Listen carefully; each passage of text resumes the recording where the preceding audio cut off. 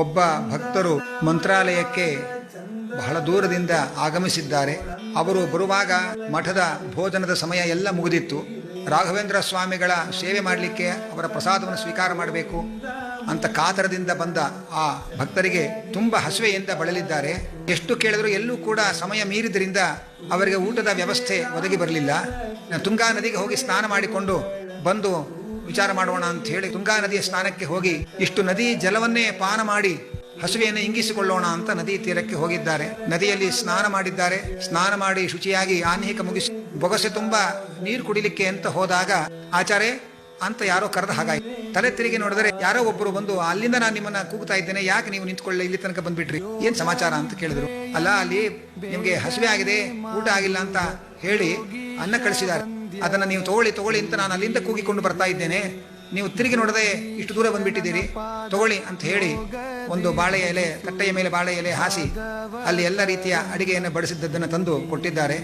ಏನೋ ಗುರುಗಳ ಅನುಗ್ರಹ, ನಾನು ಹಸುವೆಯಿಂದ ಬಳಲಿದೆ ಅಂತ ಹೇಳಿ ಗುರುಗಳು ಪರಮಾನುಗ್ರಹ ಮಾಡಿ ಯಾರ ಕೈಯಲ್ಲೋ ಮಠದಿಂದ ಅನ್ನದ ವ್ಯವಸ್ಥೆ ಮಾಡಿದ್ದಾರೆ ಅಂತ ಅಂದುಕೊಂಡು ಆ ತಂದಿದ್ದ ಅನ್ನವನ್ನೆಲ್ಲ ಸ್ವೀಕಾರ ಮಾಡಿದ್ರು, ಊಟ ಮಾಡಿದ್ರು. ಊಟ ಮಾಡಿ ಎಲೆ ತೆಗೆದು ನೋಡಿದರೆ ಬುಡದಲ್ಲಿ ಬೆಳ್ಳಿಯ ತಟ್ಟೆ ಇದೆ. ಮಠದ ಬೆಳ್ಳಿ ತಟ್ಟೆ ಕೊಟ್ಟು ಹೊರಟೋಗಿದ್ದಾರೆ.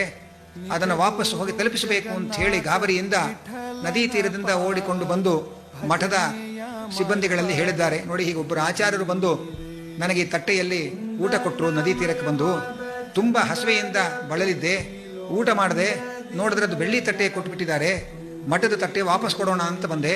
ಆ ಆಚಾರ್ಯರು ಎಲ್ಲಿದ್ದಾರೆ ಏನು ಅಂತ ಗೊತ್ತಾಗಿಲ್ಲ, ಆಚಾರ್ಯರು ಎಲ್ಲಿದ್ದಾರೆ ಹೇಳಿ ನಾನು ಅವರಿಗೆ ಈ ತಟ್ಟೆ ಕೊಡಬೇಕು ಅಂತ ಸಿಬ್ಬಂದಿಗಳಲ್ಲಿ ವಿಚಾರಿಸಿದ್ದಾರೆ. ಆದರೆ ಅವರು ಹೇಳಿದ ರೀತಿಯ ಆಚಾರ್ಯರು ಯಾರೂ ಅಲ್ಲಿ ಇಲ್ಲ. ಅವರು ಹೇಳಿದ್ರು, ನೀವು ಹೇಳ್ತಾ ಇರತಕ್ಕಂತಹ ಯಾವ ಆಚಾರ್ಯರು ನಮ್ಮ ಗುಂಪಿನಲ್ಲಿ ಇಲ್ಲ. ಆದರೆ ಒಂದು ಮಾತ್ರ ಸತ್ಯ, ಈ ತಟ್ಟೆ ರಾಘವೇಂದ್ರ ಸ್ವಾಮಿಗಳಿಗೆ ಹಸ್ತೋದಕಕ್ಕೆ ತೆಗೆದುಕೊಂಡು ಹೋಗುವಂತಹ ತಟ್ಟೆ ಇದು, ನಿಮ್ಗೆ ಹೇಗೆ ಬಂತಿದು?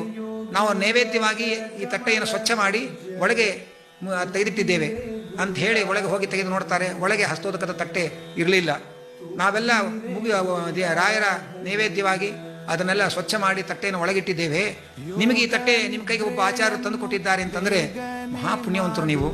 ಪ್ರಾಯ ರಾಘವೇಂದ್ರ ಸ್ವಾಮಿಗಳೇ ಆ ಬ್ರಾಹ್ಮಣನ ರೂಪದಲ್ಲಿ ಬಂದು ಈ ತಟ್ಟೆಯಲ್ಲಿ ನಿಮಗೆ ಅನ್ನವನ್ನ ಕೊಟ್ಟು ಅನುಗ್ರಹ ಮಾಡಿದ್ದಾರೆ, ನೀವು ಮಹಾ ಭಗವದ್ಭಕ್ತರಾಗಿದ್ದೀರಿ, ಇದು ರಾಯರ ದೊಡ್ಡ ಕರುಣೆ ಅಂತ ಹೇಳಿ ರಾಘವೇಂದ್ರ ಸ್ವಾಮಿಗಳಿಗೆ ಆ ನೈವೇದ್ಯ ಮಾಡ್ತಾ ಇದ್ದಂತಹ ಹಸ್ತೋದಕದ ಆ ತಟ್ಟೆಯನ್ನ ಅವರು ತೆಗೆದುಕೊಂಡು ಒಳಗೆ ಇರಿಸಿಕೊಂಡ್ರು.